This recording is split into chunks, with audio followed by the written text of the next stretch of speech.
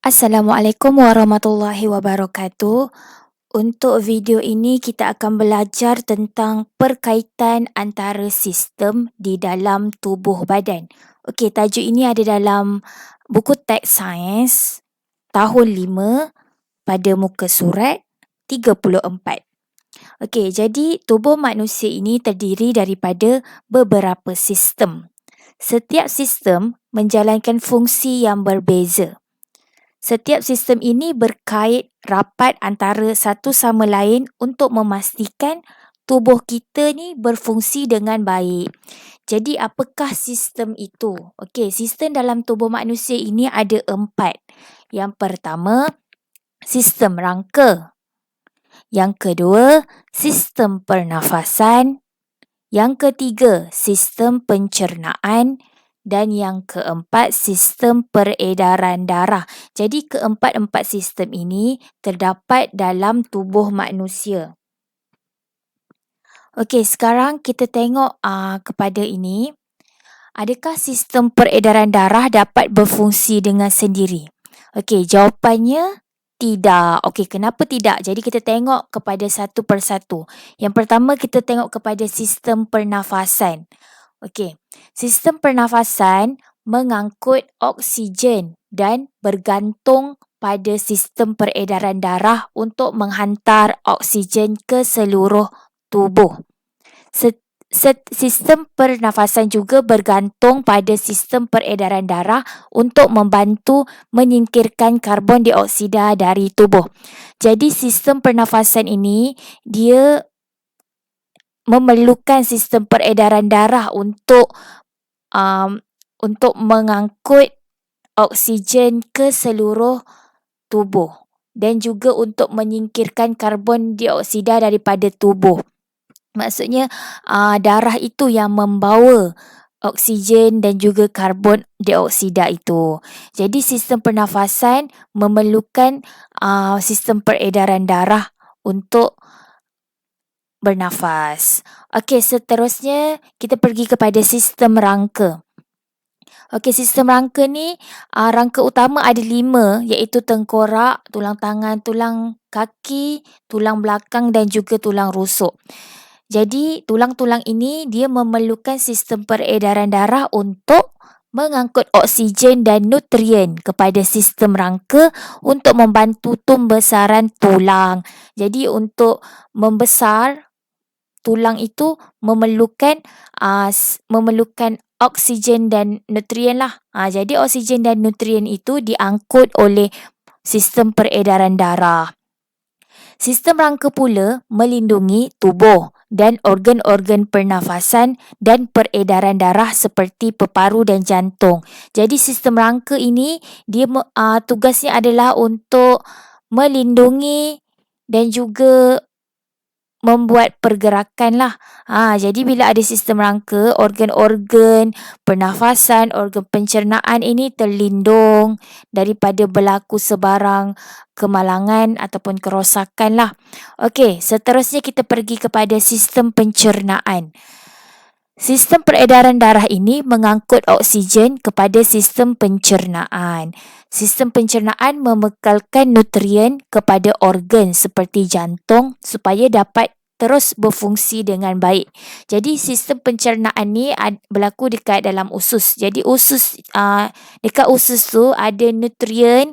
Jadi nutrien itu kita nak angkut pergi ke jantung. Bagaimana? Jadi dengan cara sistem peredaran darah. Jadi sistem peredaran darah itu mengangkut nutrien tu pergi ke organ seperti jantung supaya jantung dapat berfungsi dengan baik. Cuba bayangkan kalau sistem peredaran darah tiada, macam mana nutrien itu nak pergi ke jantung? Kalau tak ada sistem peredaran darah, maka jantung tidak dapat berfungsi dengan baik dan boleh menyebabkan kematian yang berlaku. Okey, jadi manusia itu boleh matilah. Jadi kesimpulannya keempat-empat sistem ini memerlukan antara satu sama lain. Okey, sekarang kita tengok yang ini. Salah satu sistem gagal berfungsi, sistem yang lain juga turut terganggu. Inilah yang dimaksudkan tadilah. Keempat-empat sistem tu mempunyai memerlukan antara satu sama lain. Kalau salah satu sistem itu rosak, maka sistem yang lain juga akan turut terganggu. Boleh mendatangkan penyakit. Jadi kita tengok situasi yang pertama. Contoh yang pertama iaitu ketika tercekik makanan. Jadi ketika tercekik makanan ini, dia melibatkan dua sistem iaitu sistem pencernaan dan juga sistem pernafasan. Okey, seseorang yang tercekik makanan akan menyebabkan sistem pencernaannya terganggu di bahagian esofagus. Jadi sistem pencernaan ni dia bermula daripada mulut, esofagus, perut, usus dan juga dubur. Okey, jadi bila makanan tercekik dekat esofagus,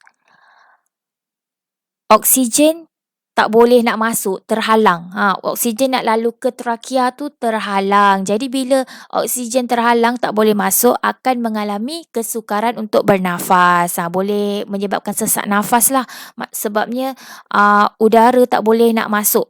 Dia terhalang sebab ada makanan tersekat.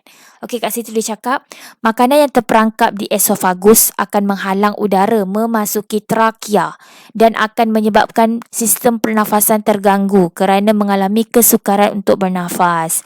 Jadi trakea ni adalah laluan untuk udara masuk, oksigen dan karbon dioksida lalulah. Jadi organ untuk sistem pernafasan adalah hidung, trakea dan juga paru.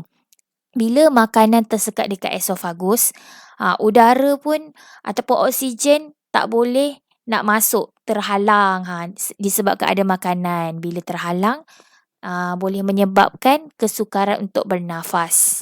Okey, seterusnya.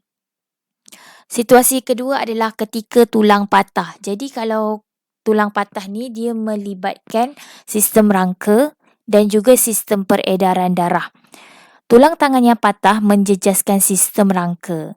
Pada masa yang sama, tangan akan membengkak kerana pengaliran darah dalam sistem peredaran darah turut terganggu.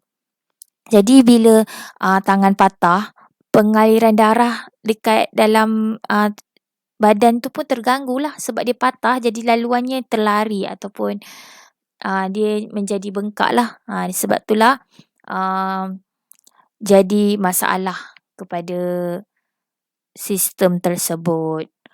Okey.